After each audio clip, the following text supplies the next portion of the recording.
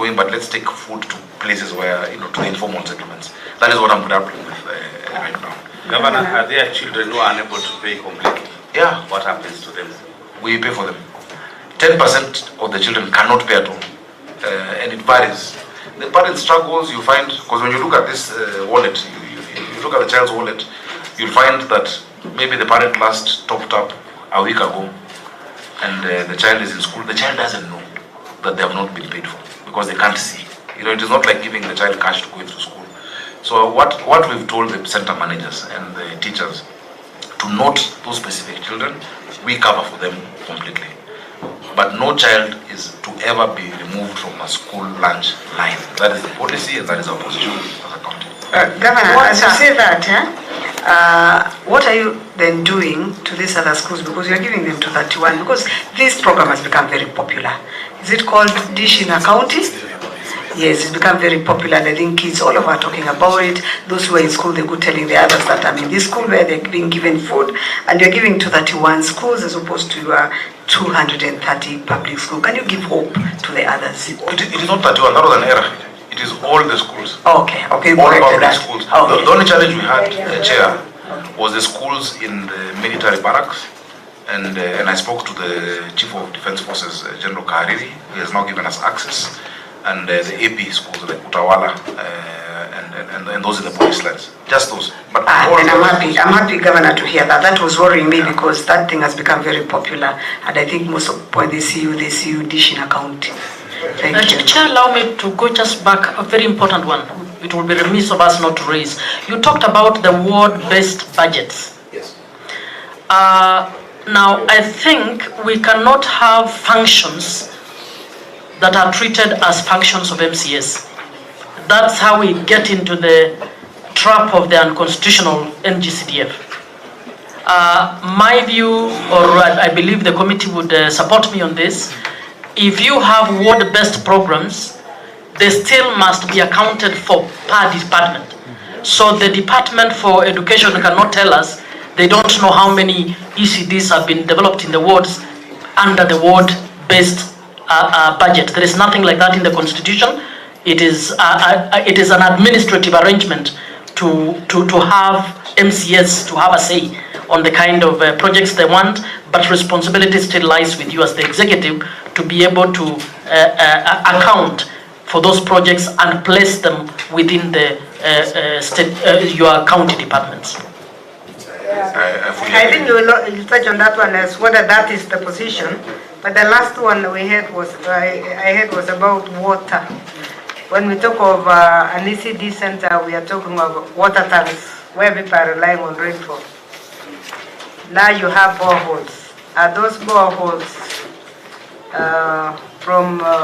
are they tested so that we are sure of the water? Because Nairobi is fluctuating. Some areas boreholes cannot be done.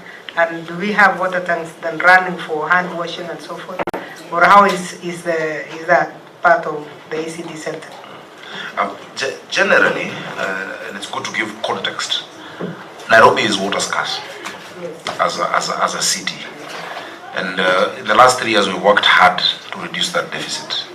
Nairobi as a county had only 4 sources of water. Yeah. Kikuyu Springs, that was built in 1908, Ruiru Dam, 1928, Sasumwa in Nyandarua County, close to my friend, which was built in 1958, that gives us 60 million liters a day, and then Nakaine Dam from 1994 to 1997. Those are the only sources. And that Nakaine was providing 84% of the water in Nairobi. Now, in totality, if you add all those sources of water, it was coming to 525.6 million liters daily.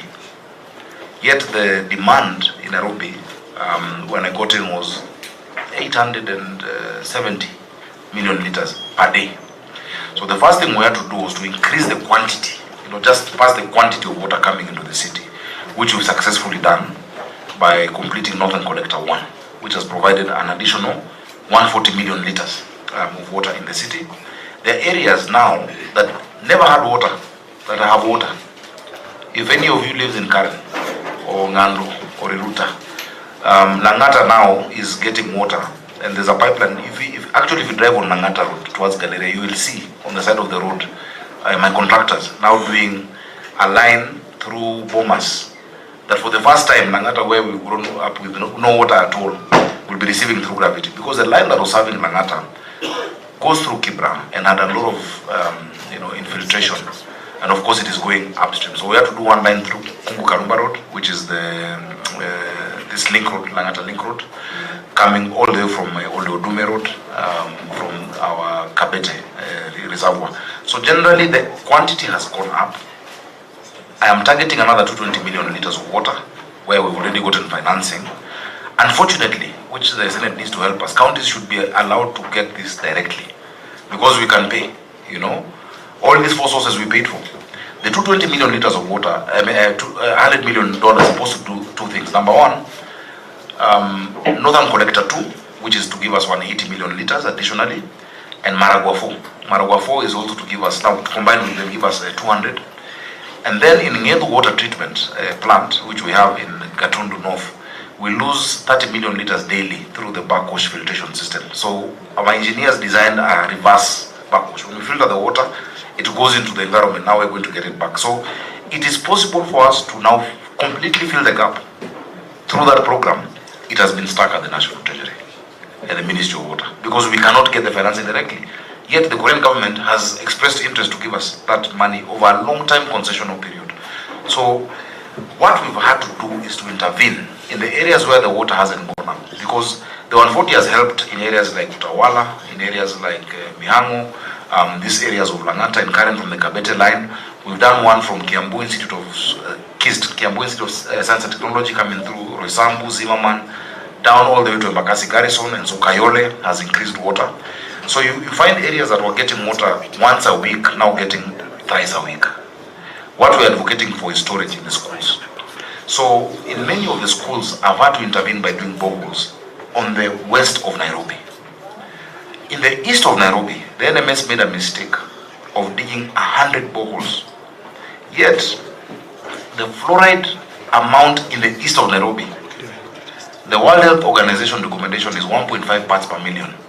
You find some at 6 ppm, 5 ppm, and you know what fluoride does to the teeth and to the bones. They become brittle to the children. So many of those were either stopping them or decommissioning them, because the only way you can sort it out is to do dilution, because you cannot do reverse osmosis, it's too expensive. So that's why you find, for instance, if you go to Kibra Primary School today, you'll find there's a new borehole that is working, where we've been able to test, like Umoja 1 Primary, and the fluoride level is okay. We've commissioned, and the borehole is actually done. And so I'm opening another 6 of them. So we keep doing that through Nairobi Water and Sewerage Company. If I get support from this house and access the $100 million, the story of water shortage will be done. Because now what you can do when you have at least the correct pressure of water is to use what we call SCADA technology, which from my phone I'll be able to see where somebody has cut off our line to fill in the water tankers. But until you've filled you see, it's like a pipe, it's not like it's a pipe.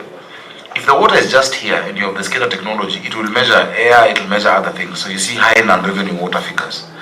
But until you've actually filled the entire, radius or diameter of the pipe, then you can be able to use that what we call SCADA technology, which is the next step that we're going to. So we have plans to make sure all the schools, at least for the children, that there is water that is available throughout. There was a problem with the water bills in these schools. You can imagine many schools were not able to pay for their water. So the county comes and intervenes. Because in as much as Nairobi Water is our company, fully owned by the county government, we have to make sure that it stays afloat. So the county government intervenes on behalf. You have answered. I think that's good. Thank you. Just need some clarification, Chair. You are saying that you're not allowed to do PPP with the Korean government or agency.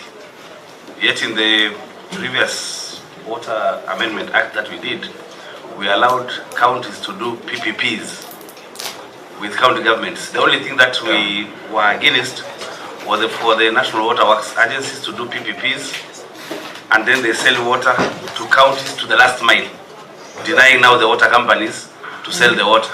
That's what they're doing. That's what they're doing. They're trying to charge us for Northern One. But what with the Korean government is not a PPP, it's actually a loan. It's a loan. If you look at my Nairobi water company, we found it at 8 billion in terms of revenue.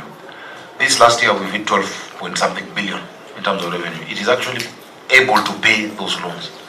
But you see, the PFM limits our ability to borrow as subnational entities. That is the only challenge. Such that you can have all that agreement, we've sat down, you see me sometimes out of the country, we agree, I have to come back to Treasury, or I have to come back to the ministry, they take us around. The last example I'll give you, because you're senators, you can help me. Nairobi has a problem with transport and transit and traffic jams. We got 314 euros from the French Development Agency, European Investment Bank, 74 million euros to do line 3 of the BRT. To get cabinet approval took me 2 years, from December 2022 to December 2024, to get cabinet approval. After getting a cabinet approval, December last year, to date, the financing request has not gone out, because the national government may not see it as a priority, but we see it as a priority, yet we cannot get the borrowing. You know, some of these things in devolution, the Senate must come in very strongly to support. Thank you. I think you've got it right. Senate must come in. Let's have a way of having a joint meeting to discuss this. Get your proposal out, talk to your colleague governors, let's get the proposal out, and then senators can go through and see what kind of areas we should cover. I wanted us to stop there and go to VTCs quickly, because there are only 4 questions. I think there's 1 question on libraries and 14, and then VTCs will have just 3. Before you leave there, I want to advise the governor on, in those areas where you're getting real challenges, give the same to your senator to bring it as a question at the Senate, and it will be handled more quickly for you. Thank you. Yeah, and then where there is policy shift, there may be need even for joint meetings actually, because what he's saying is a whole shift that he has struggled alone as Nairobi, but it would be something that could come in policy, so that we... Actually, it is legislative. It is both the PFMA and the PPP Act. They have actually disadvantaged counties, and it is something as a Senate that we need to take up. Completely. And I'll just give you a quick example, Chair, if you allow. We've raised our revenue in the city to now 13.8 billion shillings a year.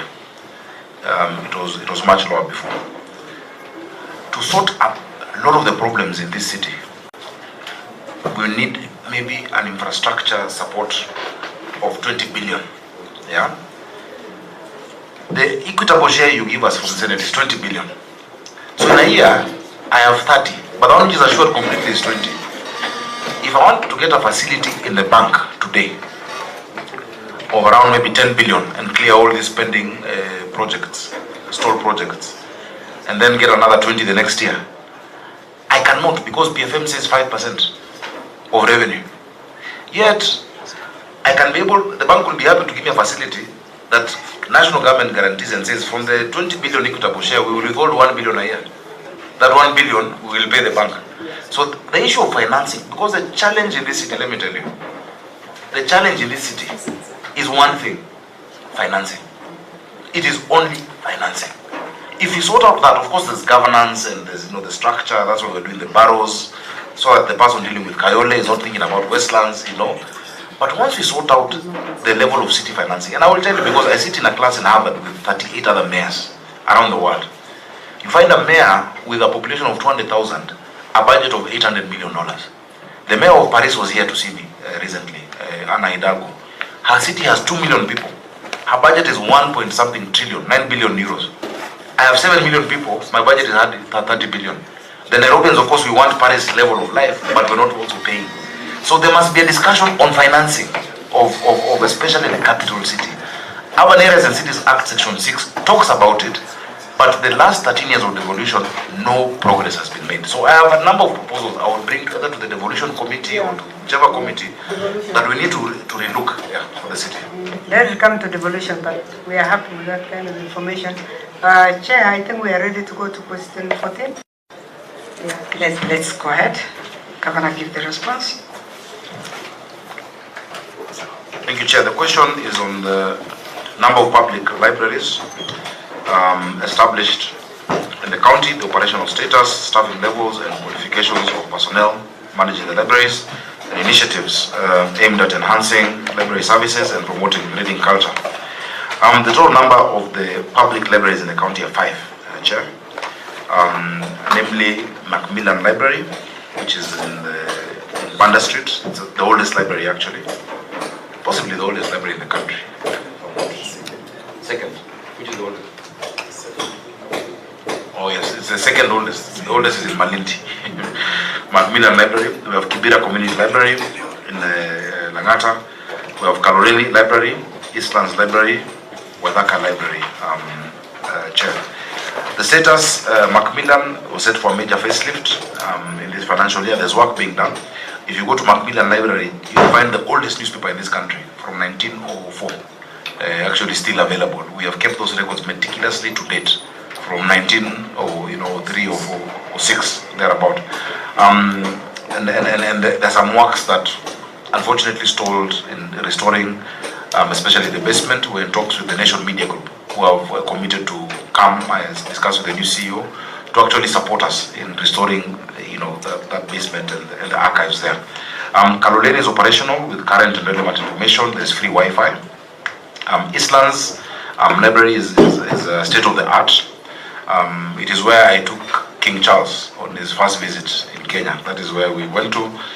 It is spacious. It has relevant information materials, and we're working with Bookbank, which is an NGO that supports, upgrading of these libraries. Working very well with them. Kibera Library is operational. It's spacious, updated information materials, free Wi-Fi. Wadaka Library is operational as well with an updated information material. Chair, the library function was fully devolved. The unbundling of functions gazetted stated that, but the national government again is holding on to 2 libraries that belong to Nairobi County, including the Kenya National Library at Milimani. Of course, there are issues that we don't want to take, like national indexing, and there are certain elements that we don't need to take, but the law should be followed. That library belongs to the county government of Nairobi. We can cooperate it, but still it belongs to us. And also Buruburu, we have a problem. We want the Senate to intervene on our behalf. Macmillan has 8 staff. Kaloleni has 2, Kibra has 5, Eastlands has 5, Wadaka has 1. That is the staff that we have. But of course, as I've said, we're partnering with this NGO that also sends volunteers and staff, to support, and interns to support. Personnel manning and qualifications, all of them are BSc in information science. Kaloleni and Wadaka is where we have diploma in information sciences.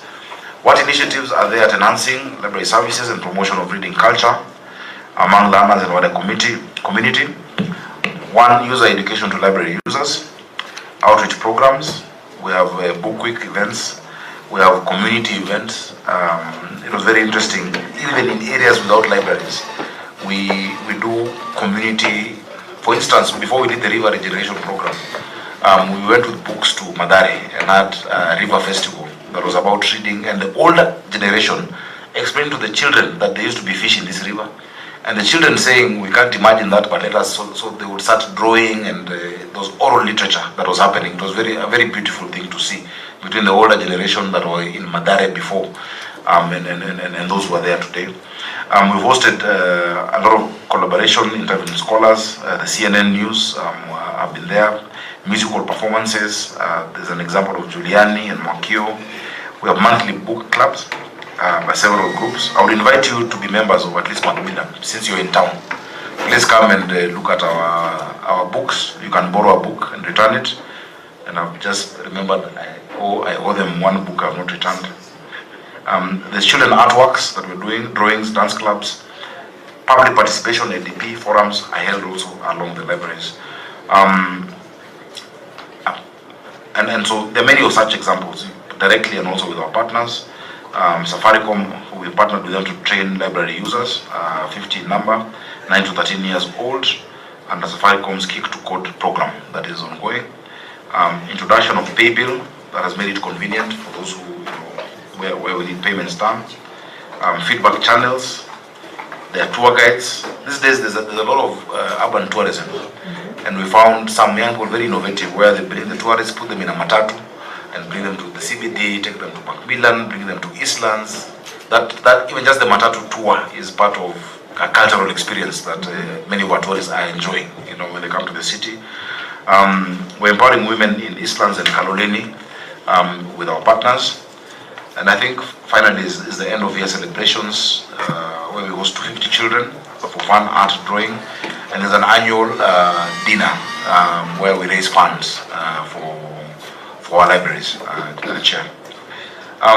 The list of visitors, so I don't know whether I should answer the question asked on additional libraries we've done. Yeah, maybe you could before you go to visitors. Yeah. We've acquired two of the libraries that had been held, two of the ones held by national government, which is Kibra and Waithaka, which we acquired from AMREF, and we have rehabilitated it. We've not built an additional library yet as a county. We've not been able to do that. We're seeing that what works is having our social halls have a section where in the evening our children can do homework. You find that in many of these settlements, in the house, it's not conducive for a child to do homework or to study. And so in the evenings they come into our social halls that are all across the city.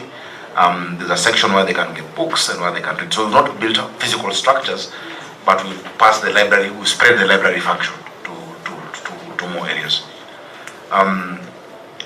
You said you have what? Social halls? Social halls, our social halls, yeah. And we've built more social halls, yeah. So it's a mixed use. It's not a library per se, because you'll find there's chess being played there, there is table tennis, but you do a section where children can actually come and access books. That is what is working for us. The funds would allow you to build standalone.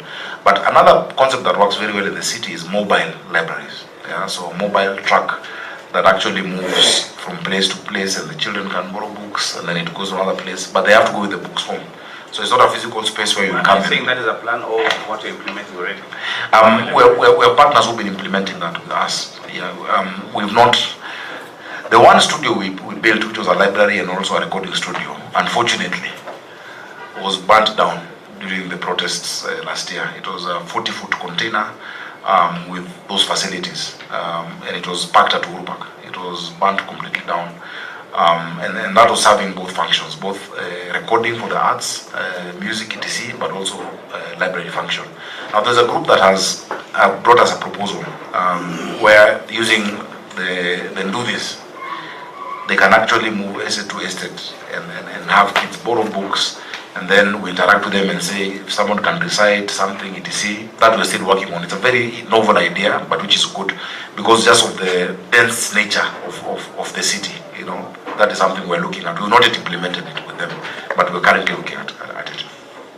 Can I go to VCT? Chair, can I ask on library? Yes. Yeah. Now, Chair, allow me, because we don't have a committee on museums, and the function on library is closely related to the museums. I would want to know what Nairobi is doing, because you have a lot of rich history. From what you're saying, there is plenty that can be done, even cinemas. Yes.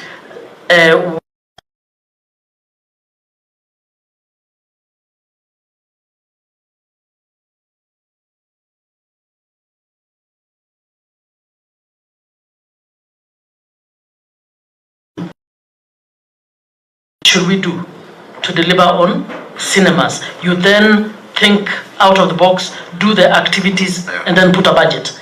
But when you don't have the policy, it's easy for it to fall through the cracks. So I would want to know museums. Do you have any partnerships with the history departments? What are you doing around that, plus the cinemas?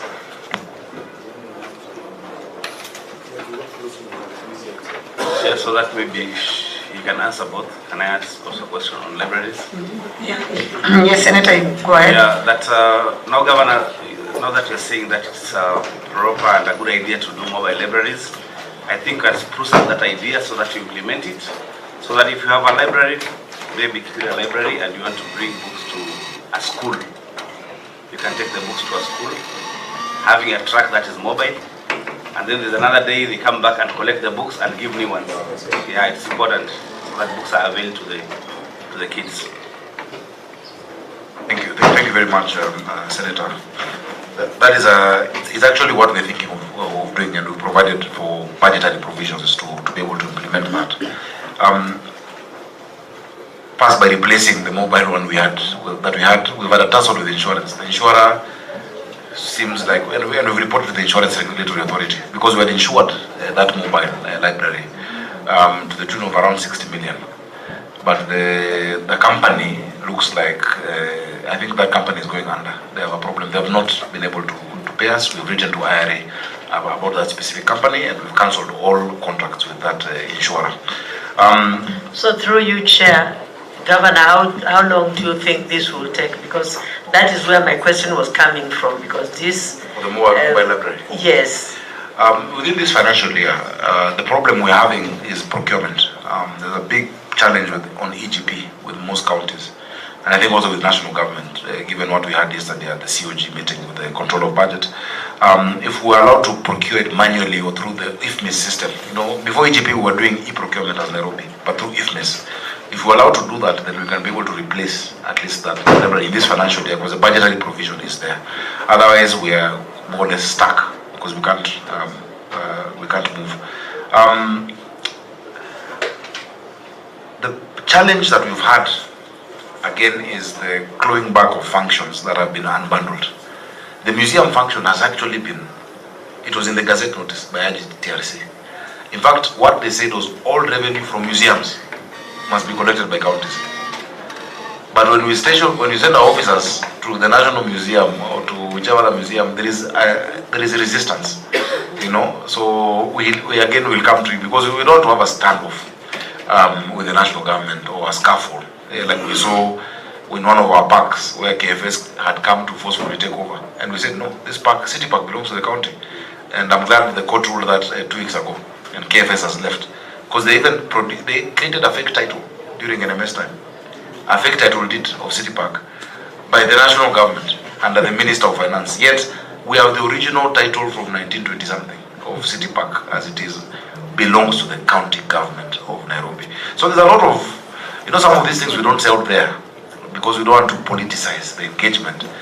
But before I became a senator, I used to wonder why people say you need to protect devolution. Protecting from who?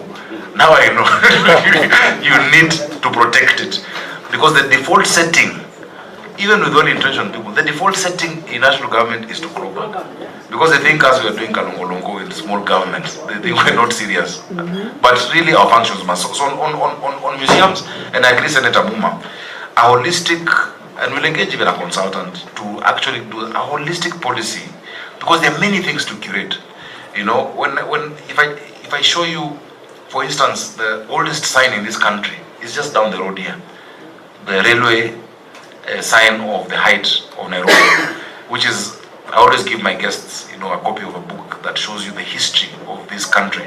Nairobi was the first Commonwealth city in the world. So even excerpts of the Hansard, where the Duke of Gloucester, who had come here to present Nairobi the first Commonwealth Charter, and in the House of Commons, when the question was asked, why Nairobi, why not Kingston, why not India, and the way Nairobi was described by one of the members of Parliament and the Foreign Secretary at that time, of what Nairobi means to the British Empire. Those are things that we need to curate. If you go to Eastlands, the house of Jaramogi of Odinga, we're doing up a renewal, but I have preserved that house will not be touched. It must stay like that. We were in Ziwani the other day. In Ziwani, in 1952, Phoebe Asio's house, Tomboya, the house where Tomboya lived in 1959, where when actually in Phoebe Asio's book, it talks about that house of Tomboya and Margaret. In Tomboya's house, you would find Julius Nyerere sitting in there with him. And the Mzungu has come because Tomboya was collecting money to pay Dennis Pritt. Dennis Pritt was a lawyer of the Kapenguria 6, so he was working with a leather pouch. This same Tomboya was a city council worker.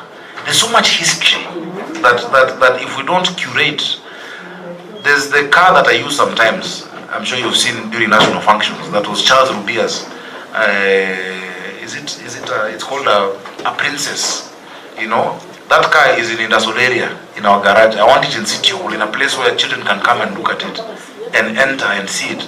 So I agree. Let's do that policy so that we can deliberately, because we should not depend on the memory or the reading culture of a few people to explain to you.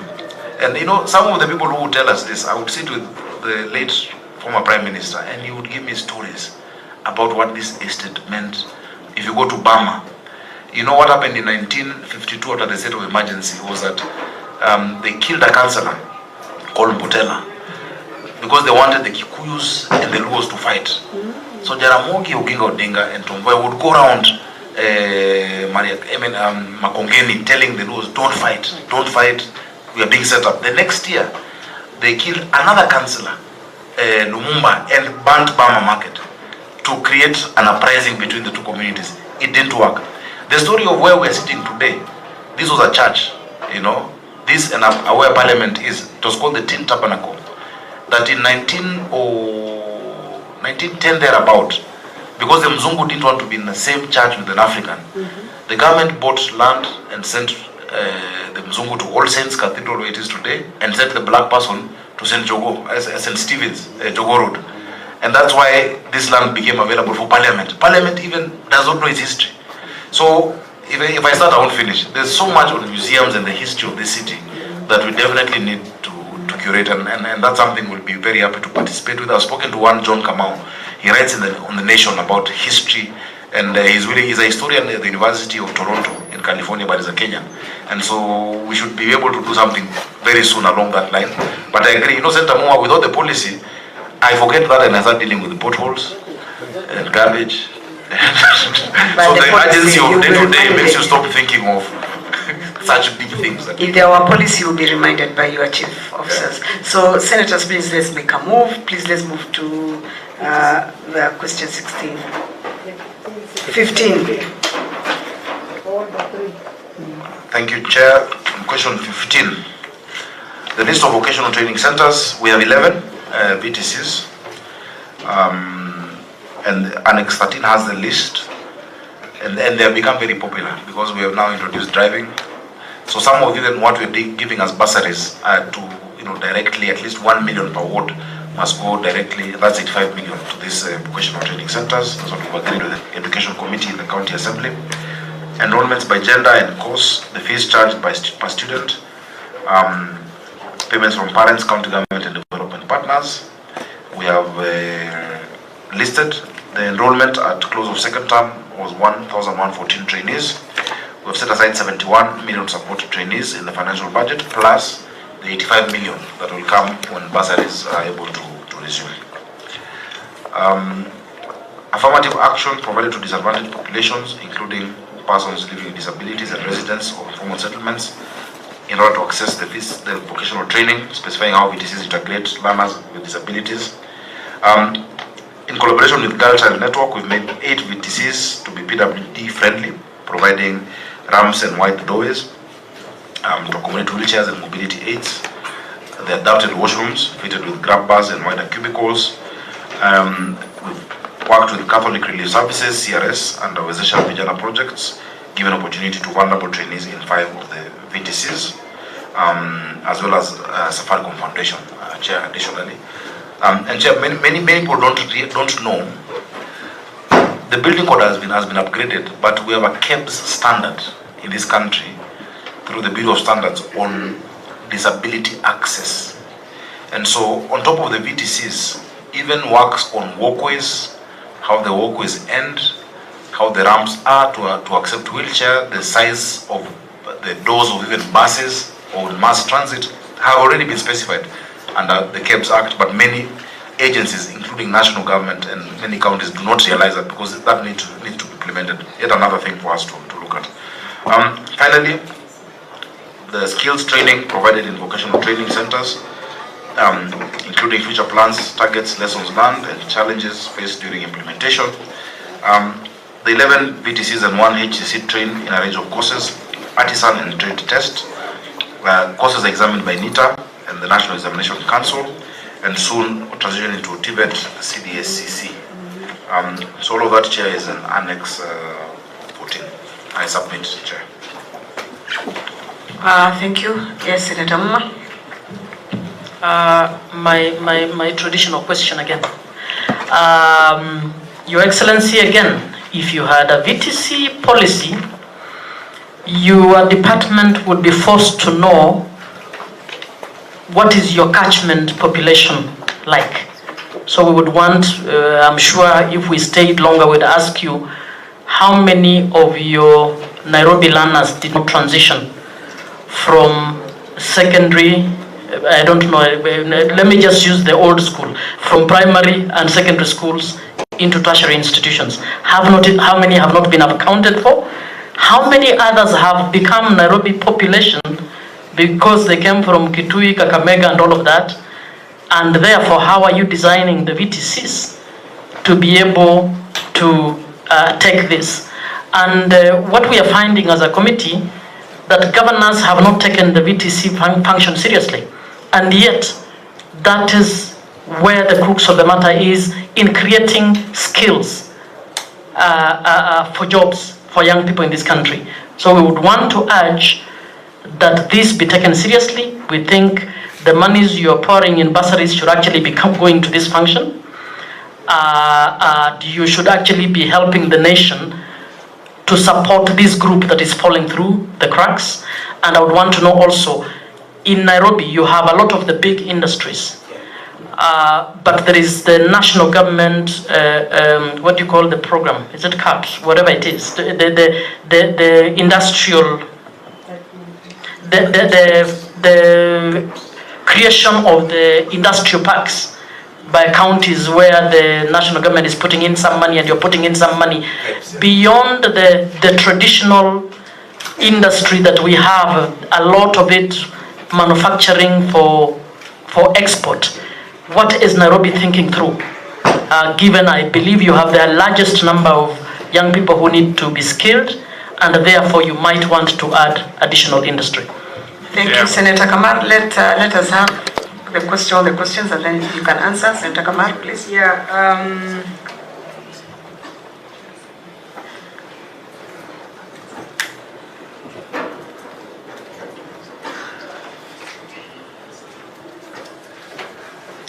Yeah, Governor, I think you have been asked about the transition thing that really worries us as a committee. When you talk of transition and you talk of 11, only 11 PTCs, 12 maybe, in Nairobi, Wasingishu has 14.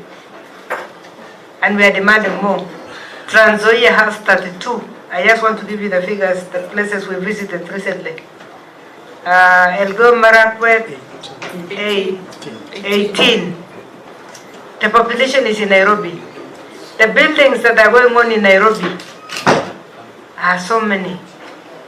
So it's going to it is costing you immigrants from other countries that are coming for labor jobs. Because if you don't have enough masons and you have a lot of buildings in Nairobi, then people have to migrate. Then it gives pressure to your water issues. It gives this thing of urban migration. You are attracting it completely just by not having enough of this here. So you become a victim of that kind of thing. So I'm asking myself, 11, I started 11, Your Excellency, when I was a member of parliament. Because I came from the university and discovered that most of my students were not going to university. So they were hanging somewhere. Most of my primary kids were not going anywhere. So I told myself, I set aside money from CDF. And I decided I was going to, when I reached there were two which were being closed. So I revived those two and shifted completely. Two of them, as you are talking of transition, two of my VTCs were transited to TTIs. And that was a constituency. Of course, they have lived a life of up and down. Even when we went there, some of the things were not very impressive. But I'm talking of population and transition, as Senator Muma is saying. You have offloaded from class 8s into the streets. And then we have also offloaded from 4s into the streets. Because the passing rate of Nairobi to university is not more than 30%. You know, there are those 11, but there are also 309 Tibets. There are so many private facilities in addition. Of course, we as a county should build more, but it's not that there are only 11 places of vocational training. But in Toko, the city. what is that? What are they? You know, they are TTIs. We are not talking about TTIs. No, the TVETs are doing vocational training through TVET on plumbing, engineering, mechanics, masonry, This thing called, what do we call that certificate? The law certificate of NITA. Trade test 3, 2, and 1 is what was given to the governor, so that you take care of your class 8, those who are exiting class 8, because No, I agree. we don't have enough secondary schools. And the population in informal settlements who cannot afford those big. We need more. Just add me money, I will build them. Just that. You have money. That is why we are protecting your money from going to bursary. Yeah. Giving a bursary to a university student, you are giving your bursary to a scholarship to a university. Why 10 an hour? Those ones will go on the streets for themselves. You know, they go to the streets and they vent for themselves. Our worry is this one who left class 8 is in Nairobi street, informal sector. If there is no VTC in an informal sector in Nairobi, For the traders, there's the 11 plus another 40 that are private. But I completely agree with you on that issue of, you know, if you help us, because you see, we do bursaries because the need is so clear and there's a gap left by the national government. If they can actually make education free completely for primary and secondary, completely. Governor, we are with you there as a we'll Senate. put all that Governor, money. we are with you there as a Senate. What we are asking is let the money follow the functions. So if you want to give bursaries, please ask the national government to give you the money. What we want is let the money follow the function. Yeah, Senator Maruma. Maybe as Senator Maruma comes on, you could also give us the number of secondary schools in Nairobi. I've been waiting before Senator Maruma. I'll give Number 16 on the affirmative action provided to disadvantaged populations, including persons living with disabilities and residents of informal settlements. In your answer, I have seen adaptation to do with ramps and wide doorways and washrooms, but the actually learning, the skilling has not been captured. You know, the PWDs don't go through the normal curriculum of pre-primary, primary, what is it called, junior school, senior school. They go through initial numeracy and literacy, and then they transit to pre-vocational, then they go to vocational. So in answering this, you really need to tell us what they are learning in the content. Yes, the content, and how you are adapting in teaching the deaf, the blind. You know, what skills are they learning? That's what we need really here, so that everybody can be able to learn skills.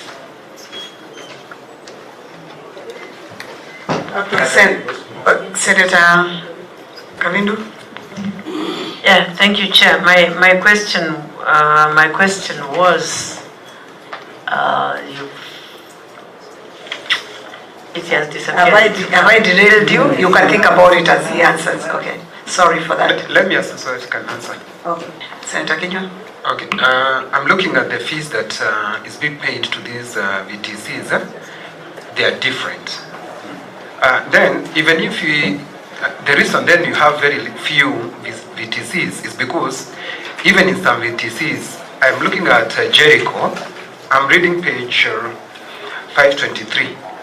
Jericho has only 6 learners. No, 8. In fact, 8 learners. Kahawa Garrison VTC, I thought because it's army, there's no access, we only have 6. And in Jericho, we have 8.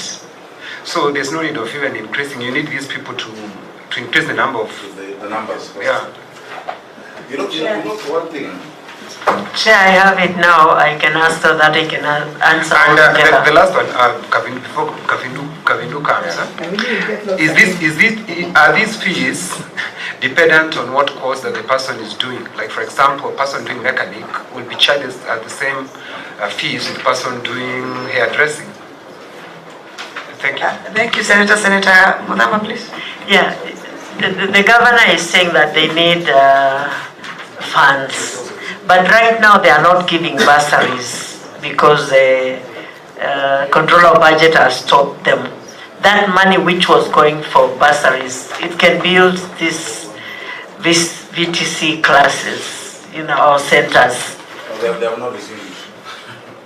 The bursary and scholarship program has come back, and you see, you need to see the context. That you see, the budget also is a process. Budget making is political. It's a process that goes through the county assembly, where 124 MCAs who also have pressure because of this gap created by the faction who is supposed to do it not doing it. So they have pressure from the ground of the people saying, when the former MCA used to make sure that we get bursaries, now we're not getting. So it's a very political thing as well. I have pressure from those who already were on a scholarship program. If you're committed to pay somebody's fees from Form 1 to Form 4 and then it drops at Form 3 or Form 2, it is not right to just let go of them. So bursary is not something that can just be, left out. It must, we must be pragmatic in how we deal with it practically. I agree. These vocational training centers are too few. I completely agree with you. They are too few. This is a challenge that you're saying that, you're preaching to the choir. I was your chair of labor in this house. I believe that... Well, is your vice chair. And you are my vice chair, yes. Senator Maruma. When I was a member of parliament, I created a law. I proposed a law called the National Employment Authority. That was my bill that created that institution. If you look at how we set up the board of the National Employment Authority, because I did 2 laws that were, for me, monumental. The first law I did was to bring 30% procurement opportunities. AGPO was my amendment in 2015 when I was an MP. AGPO was to make sure that 30% of opportunities in the public sector go to youth, women, and persons with disability. That if we can't give you a job or make sure you get employment, we can help you get an opportunity to do some biashara. So the first one was AGPO. The second bill I did, that President Uhuru Kenyatta sent it to, he first sent a memorandum asking for a transition in the Ministry of Labor. And we agreed with it. It was National Employment Authority. And let me tell you why. It was because, number one, we realized that too many of our young people, I've seen those students here, they're in high school. If you ask them what they want to do when they finish school, they have no clue. Or they just want to do what they think has money. In fact, these days everyone is doing procurement. I don't know why. For obvious reasons. We needed career guidance in schools to match the temperament. There are certain things you're built with, God has given you from the time you're a child, that will make you be a good doctor, that needs to be built on and to be seen when you're around that age of teenage, and then you align. That's why you see some people that are just good at what they do.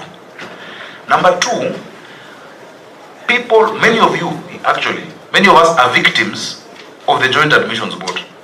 The careers we find ourselves in are not because of the skills we had or what we wanted to do. It's just because that was what the universities had.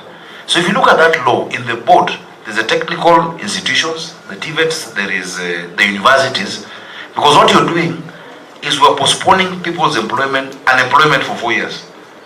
If you see the university churning out 1,000 people in anthropology every year, even actuaries, which I studied, you're churning out thousands of actuaries the country does not need. What are you doing? You're postponing unemployment.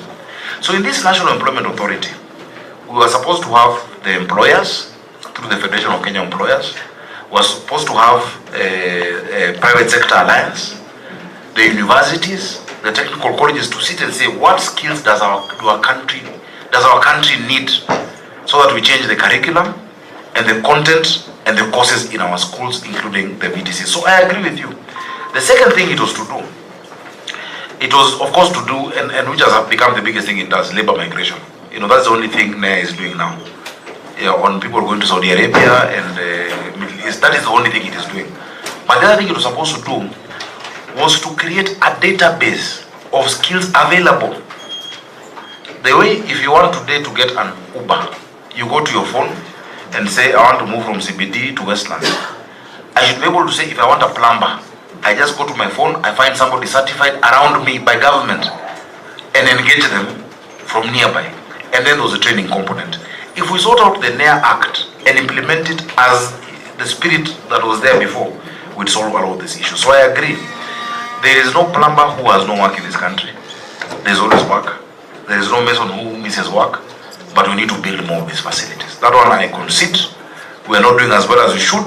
We should actually increase the number of these facilities. And that's something I commit to do. When I come next year, you will see a change in terms of allocations and what we've been able to construct based on the resources that we have. I think the issue of PWD's access, content and what they're being taught, I can have my CC respond to that and the numbers kindly. But please look at NEA. Look at that law. It has the potential to sort out. Policy. There was a policy. You have a policy? No, I'm saying yourself, you haven't committed to the policy. No. The policy we don't have yet because we're doing it concurrently with the Act. And the Act is still going on. But it's something we need to fast track. The policy on vocational training. I agree. Okay, thank you so much. I want to appreciate this honorable committee. I want to talk about the number of secondary schools that we have in Nairobi, the 180 number. About the PWD, we are using brailles for visually impaired persons. Then we provide the sign language in our VTC, for even during the national examination. Then for the physically impaired, most of the courses that we're offering are friendly to them, so they have a chance to be part of our organization. Then you ask about the courses that you're providing and the cost that at the same time. The fees differ depending on the type of the course.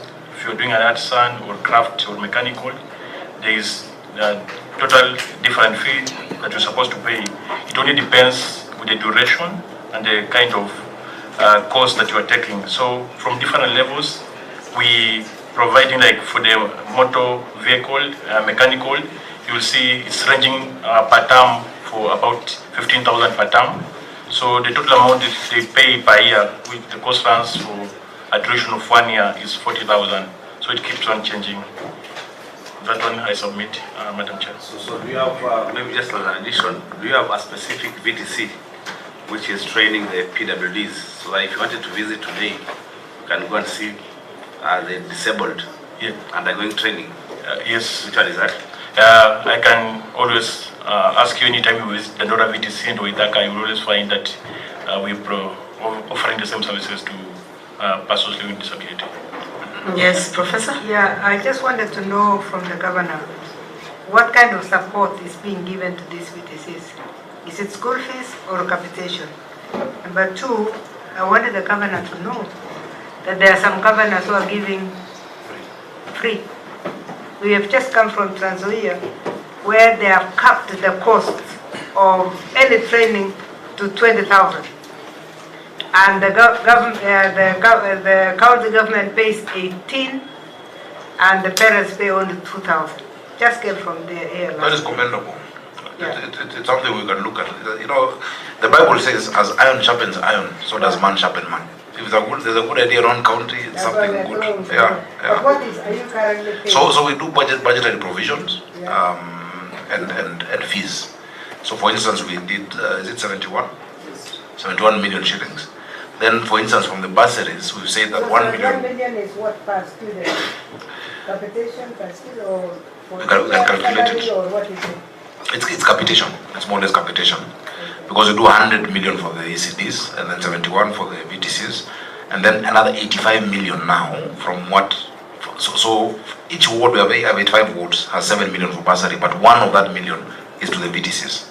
So that is 85 and 71. Then now the fees that are charged by, by the different schools for the different courses. Then now that makes up the 3 sources of funding for the VTCs. And do you have any partners in these VTCs? Yes. And what is the extent of their contribution? Some of our partners, the first partner is Culture Network. They have really helped us in terms of the infrastructure. Then the second one is Catholic Relief Services. Then there's the World Vision.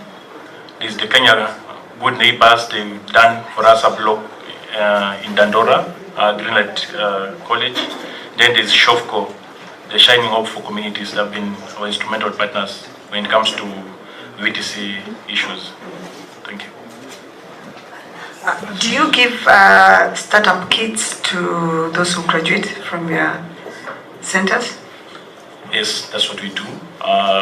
Actually, for those who are graduating, we always give out the startup kits so that they can start something when they go back to the society.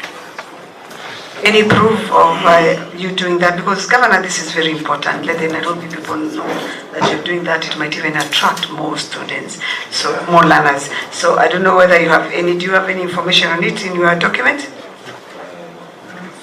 And while answering that, can they tell us whether they're in this KCB? KCB seems to be doing a lot in the rural counties. Everyone is running away going to rural counties. The need is here. You know, this is where there's a population, as you said. We can be able to provide that information. Please let us have it. You know, when the governor pays a category to an MD of a bank, they will clean the carpet for you. I'll try. They're just here at Kemkom. I'll go visit them. I'll talk to them. Please give us that information. It's very important. Governor, the reason why we were asking about transition is because if you have 180 secondary schools and 11 VTCs, and I'm sure maybe percentage of transition to the university will be 30%. So can you imagine how many other young people you are offloading to the streets? You need to skill them so that at least they can be useful to themselves and even to you and lessen your burden. I agree. We'll go out there to look for support to build more. The need is there. It is seen. The lack of this absorbing of young people affects everyone. That's, you know, if you look at crime rate, now everybody, when they finish school and they don't go to university or the college, what do? They get either into crime or they try and get a motorbike, you know, to ride. It's a challenge that I think needs to be faced head on, and you made a compelling case, and I agree with you. And Governor, I think also you should look at your enrollment because it's 187, 189. 180. 187, 189. 189. 189 on the cooperation between counties. 187 of course will be transferred. You know, functions. Yeah. Yesterday we had a meeting at the COG with it was a virtual meeting, and the controller had said there's a list of requirements that she had put for that to resume. And as I've explained, for me, my biggest challenge is those who are already on scholarship. So those requirements, once they're met, counties can be able to issue bursaries and scholarships. She's looking at it as almost a transfer, the intergovernmental agreement. So it's almost a transfer of, or a sharing. Because if you transfer it, it means then the money must come. Yes. From the national 187 says that first of all, the constitutional responsibility remains with the level of government that is originally mandated to perform that function. And the funding must then also follow it. And so it's a very convoluted argument. That's why I was saying what we're doing is just being pragmatic because of the pressure from the people to continue serving them in that manner, especially those who have been cut off midstream. But that is what she asked for. So what is left is a notification to the county assembly and the national assembly. We've done our county assembly notification. We've gazetted that intergovernmental agreement for counties. Makwiny, Nairobi, Ranga, and I don't know why I keep forgetting the fourth one. Chair, I think we need an urgent consultation with control of budget. I've just informed. Because I'm not aware. I've just informed our researcher that that is urgent, that we need to be informed so that we can be well conversant with their conversation with the COG. But you know, it's really, if you look at it critically, constitutionally, it is not a transfer of functions. If you transfer a function, the function first of all must be stated in the 4th schedule of the Constitution. There is no function called bursary or scholarship in the 4th schedule. You have not transferred education, because if you transfer the function of education, it means that then that county that signs that intergovernmental agreement must also pay the teachers, must provide all the services of that function called education. So it's a very convoluted and warped, I find it to be warped logic. No, Governor, what you're trying to do is pay the bill for the national government. To pay the bill for the national government... Partially, because the bill is bigger. No, you're trying to pay it their bill nonetheless. You see... So when you take over the function of the other level, the resources as planned by the under the Constitution is that the resources, remember the resource follow function mantra, the resources that were the equitable share for Nairobi County is budgeted for do not include resources for secondary education, do not include resources for university.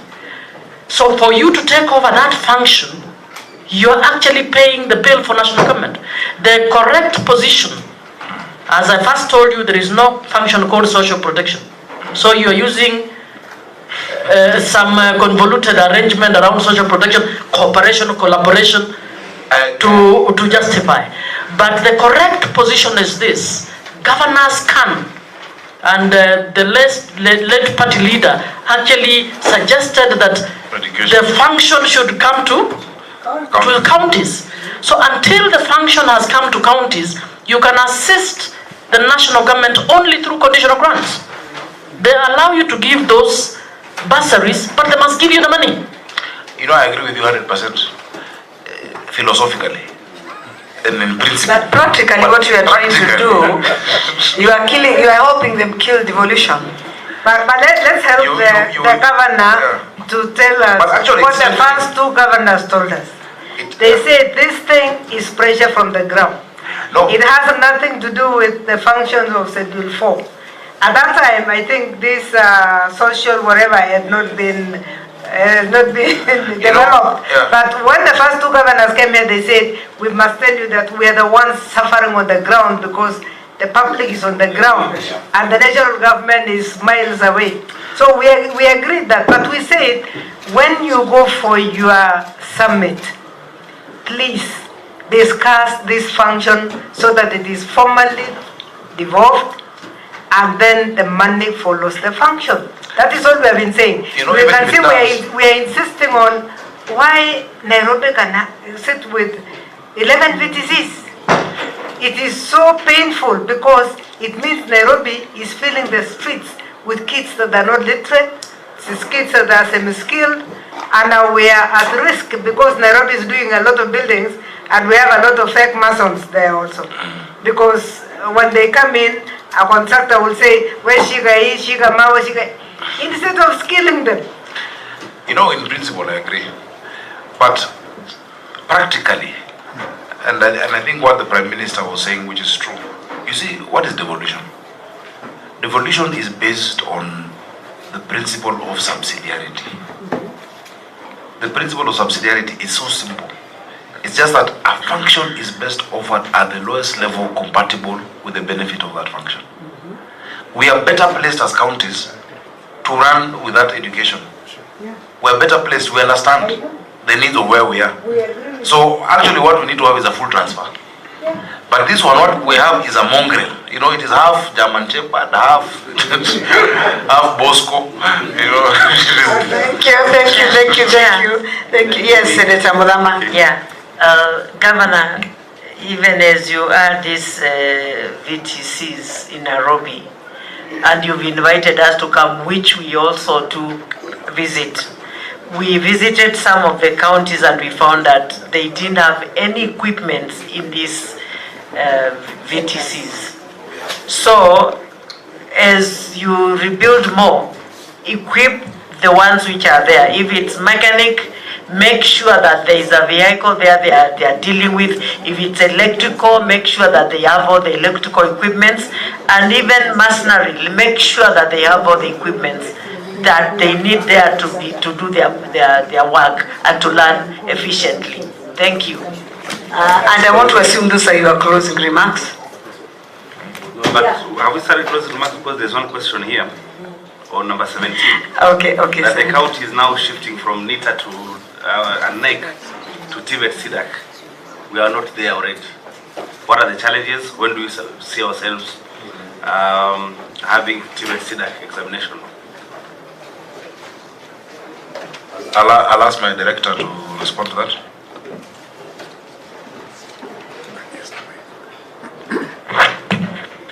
Thank you, Chair. The challenge was the training of the retooling of the instructors, and that has already been done, and now we are going to move fully to SIDAC. Thank you. Are you satisfied, Senator? Okay. Senator Kenya, please, and give your closing remarks. Madam Chair, I'm looking at some of these VTCs. They are not registered and TVETA. I don't know what that would mean. But Madam Chair, everybody here is talking about increasing without looking at numbers of enrollment. It doesn't make sense. You're telling the governor to increase the number of VCTs, but when I do average of the 12 that he has, the number of students in every VCT is 90. So why are we talking about increasing the numbers instead of us talking of enrollment? Because if you look somewhere, a place like Kiwanja, we have only 24 students. I'm reading page 523. If you look at, but that one, the numbers again are confirmed. If you look at page 522, many of them are not registered under TVETA. If you look at numbers, Kiwanja has 24. You go straight to Jericho. So our garrison has 6. Jericho has 18. You go to Old Mathare, and I thought Mathare you have many people. The one that you, Vice Chair, you're saying they will be criminals. You only have 20. 20. No. You have 20. You go to Moja, VCT. That has to be withdrawn. Let's not characterize people from any part. Okay, sorry, I withdraw and apologize. I'm sorry, I didn't want to say that. Sorry, I withdraw. No, I agree. I withdraw and apologize. But I'm dealing with the numbers. So, Madam Chair, let us talk about enrollment. I don't know Senator, I think I'd asked the governor. I asked that question. Yeah. I asked that question. It was not answered. Okay, then maybe you could answer, because I also asked what he's doing, whether he's got a deliberate effort to enhance the enrollment in this. The challenge is now we even have universities offering some of these artisan courses. And somebody, for instance, Kiwanja is next to KU. Would you prefer a certificate from Kiwanja or from Kenyatta University? And also they get capitation. Capitation. So also, some of these institutions should leave this to a different level, because you can get it from the technical university here, or you go to Old Mathare. It's a walking distance. Where will you go to? That's where so we can do our campaign, increase the capacity. Yes. But still, once that is done, let's have a distinction. Yeah, you have said it differently from the way another governor said it. He said, can you stop universities from doing this certificate? So we want you to give us those kind of suggestions so that we rain on the minister to make sure that they have structured.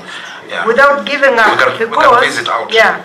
So that without giving up on these young ones, we can actually encourage them and tell them we are the only ones giving you the best SIDAC course. And because now, what TVET is doing now is going for the unit only. When you do plumbing, it's plumbing only, and they are removing the theories. Universities have too much theories. And if they convert themselves again to teach the way the TVETA is proposing, then they are ruining everybody else. So we wanted to go the other way and tell us, can you stop these characters from invading I would not want an immediate stop, because then I have only your 11. It is a gradual phasing out as we build that capacity. But secondly, I think the language of leaders. When you tell people, kama umeanguka mtihani, No one wants to be seen going to that place. That is why it was changed from village polytechnic Because to vocational you make it look like you're a failure, and then stigmatizing. But if you go to countries like Germany, the top students, the ones who do the best, are the ones who go to do this, technical works. It's the other way around, Chair, I think, Governor, it begins with your policy. Yeah. If you get the information, the data, you'll be able to know, one, this is our catchment area. Two, we need to do advocacy. Three, your department should be able to tell you we have 80 universities around Nairobi, and 50 of them are offering this at this level. And then you decide, what is the value proposition that I'm going to put to my public, VTCs, that will bring the most needy to come to this particular VTC. So it always begins with policy. It gives you data, it gives you the information that will enable you to plan for the situation. But I think also, Governor, you could be much better off if you had many learners and be dealing with the issue of stigma, like a county like Makwiny. Makwiny, actually, stigma of these kids being in vocational training centers, wearing uniforms and all that is an issue. But the enrollment is very high. And you see, it's because you don't have universities there. You don't have other colleges in Makwiny or in Trans Nzoia. I have a village home in Trans Nzoia. There's no alternative. But in this city, every 2 steps is a college and a university on top of a bar. Even here, even next door here is a university. That is agreeable. Yeah, there are 3 around here. It's agreeable. That's understandable. That's agreeable, Governor. So, Honorable Senators, I think Kenya, you did your closing remarks. Please, if you've not. I have to say that I'm impressed with the presentation of Governor of Nairobi, and I want to commend him on the feeding program. It is the best thing that you are doing to the students of Nairobi, and congratulations. Thank you, Madam Chair. Thank you. Senator Madama. I just want to congratulate the governor for the good work that you are doing, and remember that you are from the Senate, so don't let the Senate down.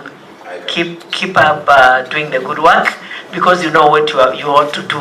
Actually, we should, when you come here, you appear before the Senate, you should just be flowing with whatever questions which are there, and congratulations for that, but check on your water issues.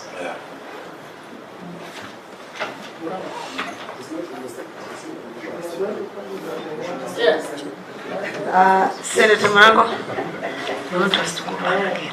Hata mimi ningetaka kumpa kongole gavana kwa kupambana. Unajua kuwa gavana Nairobi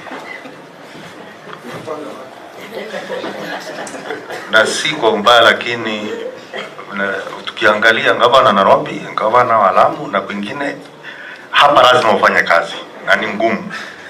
Na pia unajua Nairobi pia watu ni vichwa ngumu, sio kama kwingine. Kwa hivyo kupambana unapambana. Yenye ningekuuliza gavana ni kwamba, kwa sababu wewe ulisomea chekechea hii, nimekwambia ya Lang'ata. Sijui kama nitarudi huko tena, kwa sababu nilikuwa naona yuko hapa na ashatoka, lakini wewe uko na nafasi ya kwenda pale uangalie venye mambo iko pale, kwa sababu Lang'ata ni jela ya kimataifa na pia watoto wengi wanazaliwa pale, wengi wanapelekwa pale.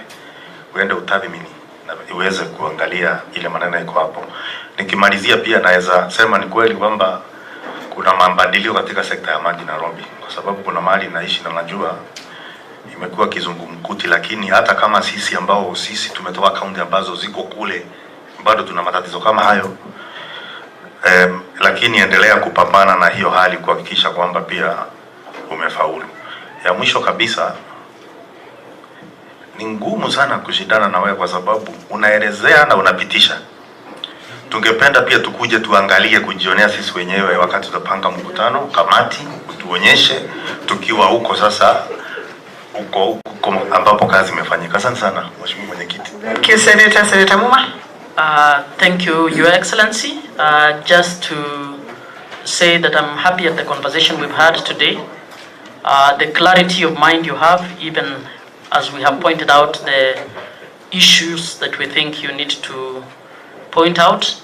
I think your comms team needs to do a better job in terms of communicating what you're doing, in my view. Senator Kavindu says she's proud of you because you are part of the Senate. I need to add, apart from being part of the Senate, maybe your DNA is not bad.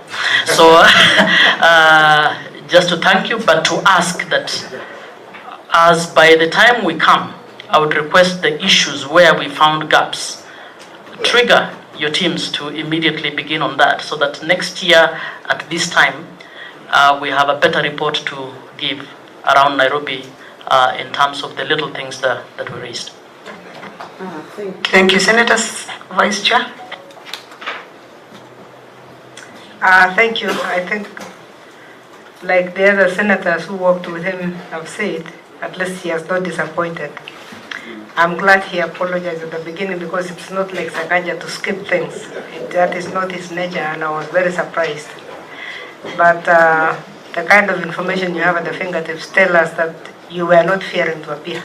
So I think we are happy with that. Governor, the only last statement I would have said is that you check the numbers. Let's check the figures that are outside, which should be accommodated in ECD, so that we don't leave them out. Whether they're in informal or formal settlement areas, please pay focus on them, because you leave a wonderful legacy if the informal sector will be your greatest supporters at the end of your term, whether 1 or 2, because those are people that you change once and for all, and let's have them also have their children going as far as university. Also the same thing with the VTCs. Please, let's focus on the numbers who are outside, not those who are inside. How many would have loved to come in? And it looks like it requires a deliberate campaign, even in high schools and secondary schools. Once in a while, as they're having education days, you walk in, or your officers walk in to talk to them about this course. That should not be taken as though village polytechnic is the worst thing. If you can empower them, you will change. And we have seen that where there is that kind of motivational speeches, speaking to these people, they actually change and they go back. As you started, I want to comment on that yes, education is the only equalizer. And if you can give to the low and the high at the same time, it will really be very beneficial. Otherwise, thank you so much for the information. I think we have got a lot of information to digest. Thank you. Maybe before I close, Your Excellency, I can give you a chance to also have your closing remarks. Thank you very much, Chair and Honorable Senators, starting with my Deputy Speaker, and Senator Muma, Senator Rango, Senator of my neighbor, Senator from Machangos, and Senator Kenywa. You know, somebody said you campaign in poetry and you govern in prose. When you're in the Senate, which I was in, it is very easy to say to a governor, this is not happening, this is not happening. And I was very vocal. I was one of the loudest senators. When you get to the driving seat, every morning I wake up, I am a doctor, an engineer, it has rained, I am a teacher, I'm a chef, I must cook for the children, there's a pothole, you are, everything in one. And I keep saying that to be a governor is the best testing ground for any job on earth, because you must have the mind of a CEO, the heart of a social worker, you must have the resilience of a politician, thick skin, innocence of a dove, and shrewdness of a snake, all in one person. And so I'm very grateful, because today's meeting has really helped me in areas that maybe I had not looked at as much as I can, because of the immediacy of challenges. I'm looking at the weather and I'm seeing it's going to flood, and immediately, and it will flood on Akura Road and Akena Road, but Sakaja is blamed. That's another thing that it must look at. If they don't give us the funds, all these roads which you have problems, Jogo Road, Langata Road, this one outside, they're not under the counties. I think it's time, and I would want to work on, I'll take some time, maybe a few days, to work on a paper that I would want to come with to the Senate, even maybe through COG, on areas that I've seen have gaps in devolution, so that you can support. Because those are areas where you will find now, casualties in counties, not because of their own doing, but because of the structural, challenges or systemic issues that come with devolution. I want to assure you that you will see a marked improvement on these areas. Again, I am sorry that I missed the other meeting. I would never, normally I'm told when I'm called to Senate, first of all, the media are more than usual. I don't know why, but I like them. They're my friends, and there is quorum. And so when people have come from different parts of the country and then you're not there, it was not something of my doing. And I thank you that you accepted that apology, because the people in my office, they kept that summons on my desk until yesterday. I told them, please, this thing is giving me a bad feeling. Can you take it out of my? I've seen it. You can't keep it just hanging there on my desk. And it's not something that I would want to happen again. So please, we will welcome you to the city. Don't come with one of your colleagues I saw fighting somebody somewhere. That one we will not accept you, because I like how we are very pragmatic. This oversight is to help. It is to grow. It is to support. It is not, it's not a disciplinary process. It's a process to support. When I have my officers here, they can hear the questions that are being asked and where we need to pull up our socks. So that we will do. Thank you for the compliments on the school feeding and all the compliments.